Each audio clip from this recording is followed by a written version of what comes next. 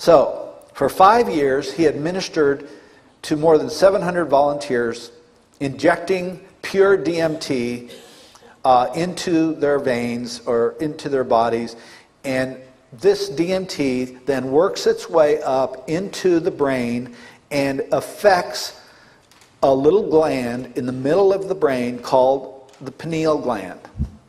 Okay? Now, this little organ located in the center of the brain is not even made out of brain tissue. In fact, in the embryo, it develops low in the body, and only at the end, in the end stages of development, does it rise up and lodge itself in the middle of the brain. This little gland has been called the seat of the soul by mystics for a long time, going all the way back to Descartes. And see if I have a slide of the pineal gland. If you can see that, I don't have a pointer, but I think you can see it. It's on the right-hand side, from the bottom up, the third line says pineal gland, and then it has an arrow pointing toward the direct center of the brain. So it's very well protected within the brain. And in fact, in primitive species, it is the pineal gland that actually serves as the eye. So it has been called the third eye. It is the way that we see when we are dreaming, when we close our eyes and we can envision something, when we're under hypnosis and have our eyes closed. We're seeing, we can have visions of things, and it happens through the use of the pineal gland. Now, interestingly, the pineal gland manufactures its own DMT. It is a natural occurring molecule in our body and in animals and plants, but normally in very small quantities. But when the pineal gland is stimulated by a large dose of DMT, amazing things happen. So and it's also the main ingredient. DMT is the main molecule in ayahuasca and other hallucinogenic brews that shamans use. Okay? So Dr. Strassman set out to test his hypothesis that excessive production of DMT by the pineal gland might account for experiences that are reported by those persons having near-death experiences and other mystical experiences. The stunning aspect of his findings is that more than half of his subjects reported being transported to other high-tech dimensions and meeting with beings who communicated telepathically to them. And these beings were, more common than not, insectoids and reptilians. They did not believe that they were having hallucinations.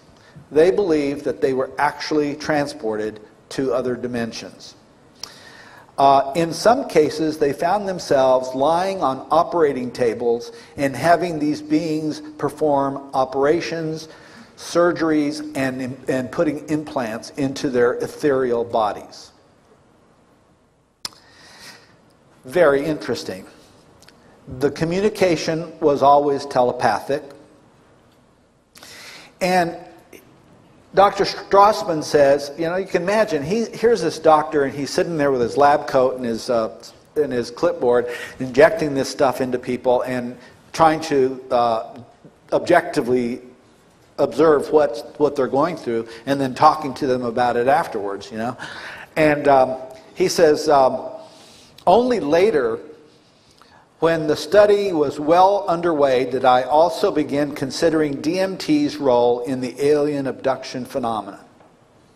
And that's when he went running to John Mack for help, because the similarities were eerie.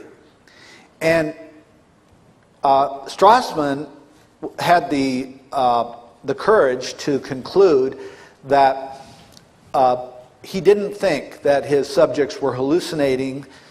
He did believe that they were, in fact, going to other dimensions and communing with intelligent entities.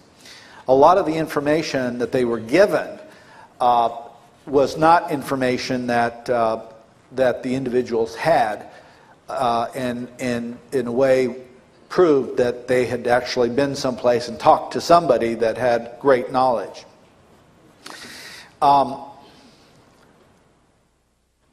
John and I speculated, although Strassman was, because he did not really know that much about the abduction experience and all the physical evidence that goes along with it, and all of the physical evidence of UFOs, Strassman was more inclined to think, well, you know, this accounts for alien abductions.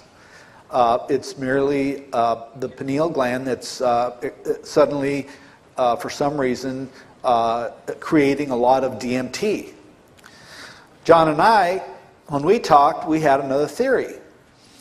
What if those implants that are being put up people's noses and implanted in the brain, and they take your eye out, they put an implant in your brain? We know this has been going on for a long time, and that's been a mystery. What if those implants allow the beings to remotely stimulate the pineal gland to create a large dosage of DMT so that the person leaves his body and comes to them? That could be a part of this mystery that we're studying that we have not known about before. So that got me very excited. And then I found this very interesting excerpt. This comes from a woman writing in 1925. She was a well-known spiritualist and metaphysicist by the name of Alice Bailey. Maybe some of you are familiar with Alice Bailey's work. Well, I got a copy of one of Alice Bailey's books called Cosmic Fire. And it's dense, okay? For someone that's not really trained in the metaphysical jargon of that time, it takes a long time to go through it. But there was a reward. On page 892, going on to page 893, I found the following passage, which I want to share with you. This is what she says. I'll give you another slide to look at. So there's the third eye, the magic third eye, okay? And here is a drawing of from an Egyptian temple of the pharaoh, and it looks like the pharaoh and his wife, like in some kind of a trance, because they're leaning over like they're floating or something, and they are receiving wisdom from serpents whose tails are crossed, which has a special meaning for me because I find many, many cases of the entwined serpent in the history of the world. Even the American Medical Association uses that symbol of entwined serpents on climbing the tree of knowledge as the caduceus, as the representation of medicine and modern medicine. But anyway, listen to what she says about all of this. 1925, Alice Bailey in her book Cosmic Fire says, "The secret of the reptile kingdom is one of the mysteries of the second round of initiation into the occult." This isn't for beginners in the occult. You know, if you're going to really rise in the levels of spiritual maturity, you take it step at a time, and the mystery of the reptile kingdom is something that you learn in the second